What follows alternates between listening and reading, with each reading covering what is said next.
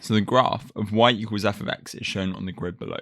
And part A says on the grid we need to draw the graph with the equation y equals f of x plus 1 minus 3. Okay, so for this, we need to have a bit of knowledge of our transformations. So I've written up here a couple of facts we need to know. If inside the brackets we're adding a constant, so let's say k, that means a translation by the vector minus k, 0. So we're translating left by k units in the x direction. F of x plus k with k outside the bracket is a translation by the vector 0k. So we're going up in the y direction by k units. Okay, so using that, we can work out what translation this is. So it's going to be a translation by vector. So we got x plus 1. Okay, so when it was plus k, it was minus k up here. So it's going to be minus 1 up here. And minus 3 here. So we're just going to put minus 3 here. So we're going to go left by 1 and down by 3.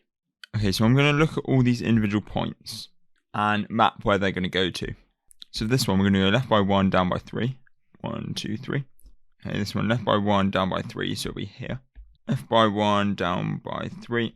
Left by 1, down by 3. Left by 1, down by 3. Now, if I join them up.